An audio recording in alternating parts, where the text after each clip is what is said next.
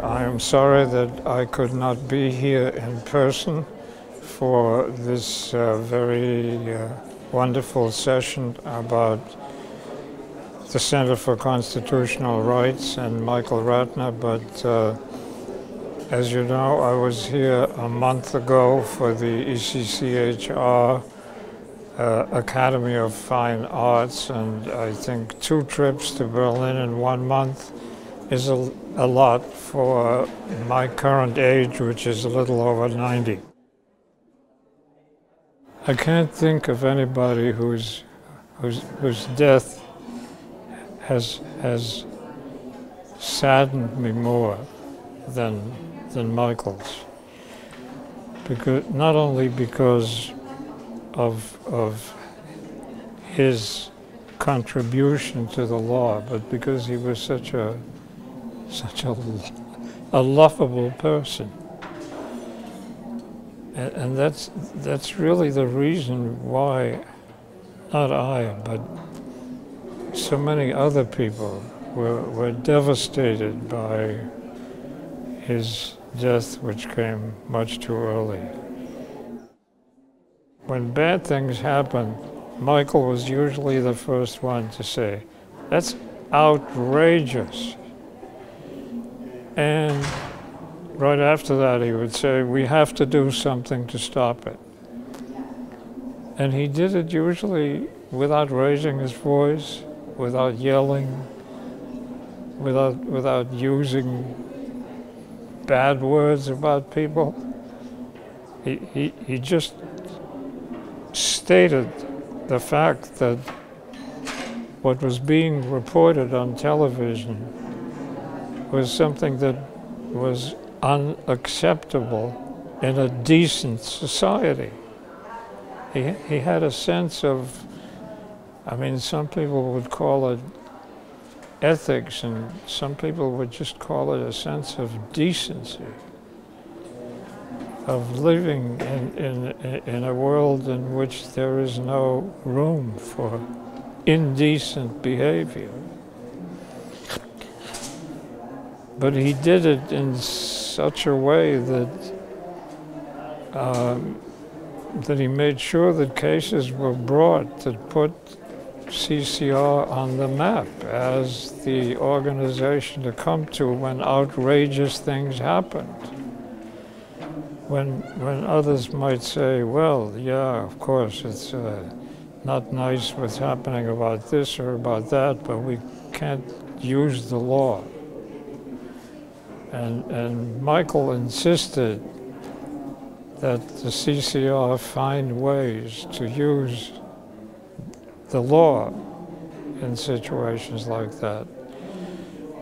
But there was also the principle that even where the chances of success were extremely limited,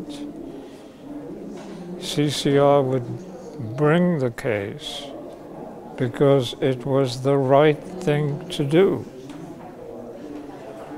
And Michael, I think, more than anybody, although I have to give credit also to Jules Lobel, who wrote a book called Success Without Victory, in which he gave examples of creative lawyering that resulted in cases that brought about changes in decent practices when the lawsuits didn't really result in a victory.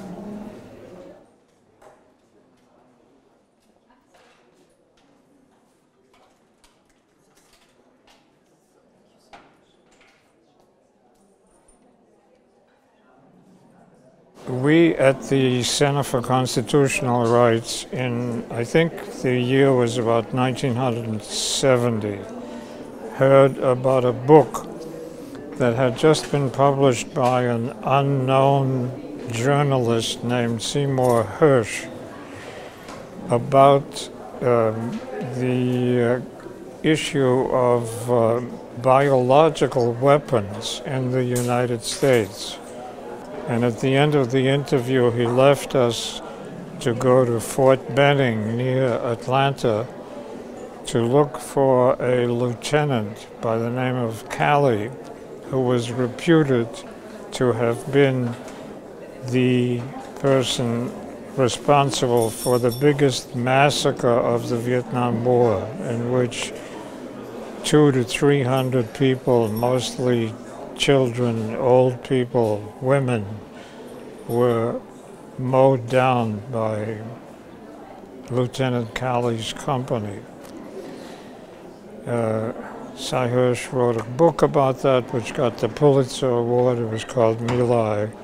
And we at the center were beginning to think about whom to sue for this massacre that was committed in our name as American citizens. And Michael Ratner said, "This is outrageous, we have to do something." So we started doing research of whether it was possible to sue in the United States somebody who committed or was responsible for a particularly heinous crime committed in another country. And we were really thinking about suing General Westmoreland, who laid down the so-called search and destroy policy in Vietnam, which resulted in these massacres like the one in My Lai.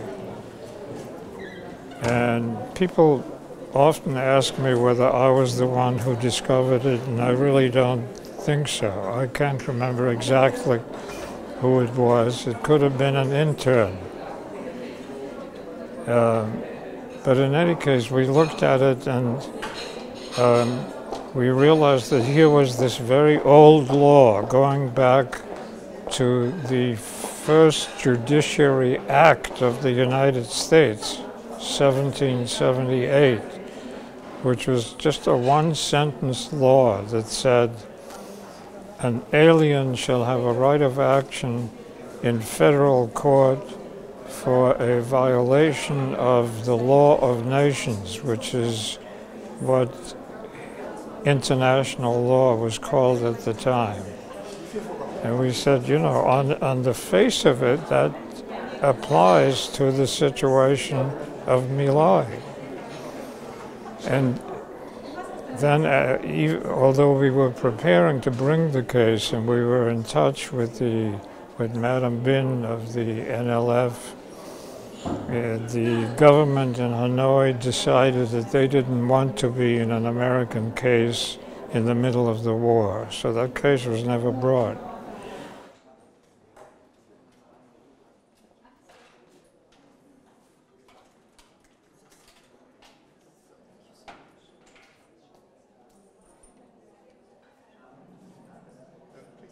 Ten years later, I was sitting in my other office, my intellectual property law office. I got a call from a friend of Amnesty International, and he said, "There is a Paraguayan torturer sitting in the Immigration and Naturalization Service facility in Brooklyn, and he's about to be deported back to Paraguay.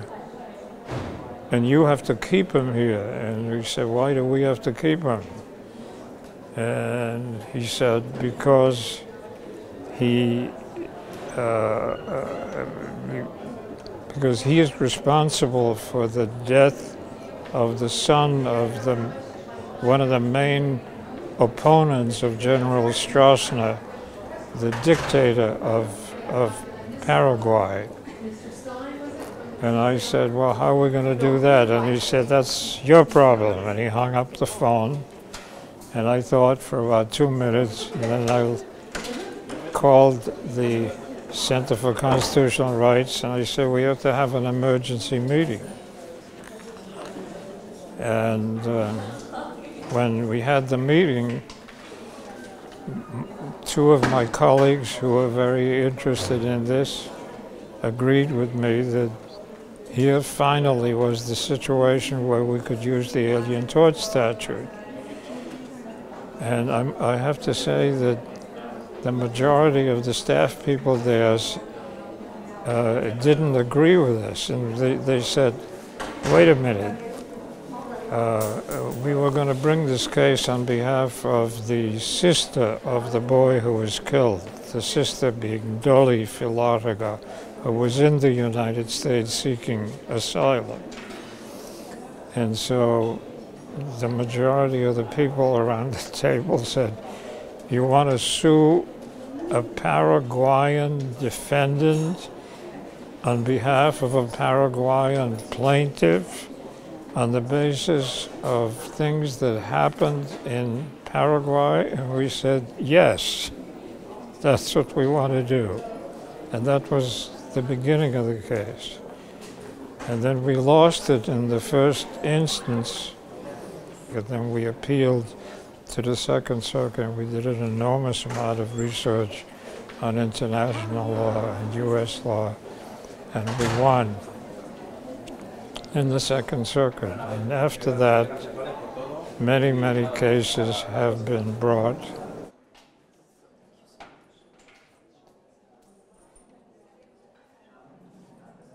Three years ago, there was a Supreme Court case that limited the application of the Alien Tort Statute to cases that had a substantial connection with the United States. But interestingly enough, during the hearing, there were two hearings on that case, and during the first hearing, Judge Kennedy, who was with the majority that limited the application of the Alien Tort Statute, said this does not affect a case like Filartiga. And he and also the Chief Justice, Roberts, both said the precise criteria of what constitutes connection with the United States will have to be developed in future cases. And there are now at least 3 cases brought by the center which seem to be going forward.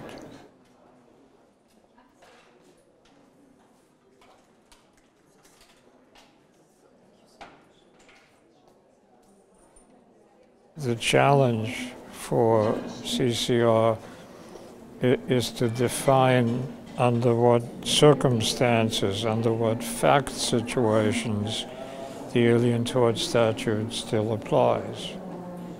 I can say in all humility, although I'm not a particularly humble person, that my main contribution to CCR's work has been to bring in the international law aspects. And Michael Ratner, whenever he spoke to me in public or with me in public, always said, whatever the case was, he said, Peter always said, put in some international law. The law cannot move forward without people bringing cases that create new theories. There's always this kind of opposition between people who say, we have to move forward even though we don't have any precedents supporting us, and people who say, no, don't bring that case because it will make bad law. And that has never been CCR's approach to the law. On the other hand, it's never been, you know, we're going to do something really idiotic that for which there's no basis. If you can't have an optimistic vision, you might as well go and play golf. It's more interesting to bring ATS cases than to play golf, at least for me.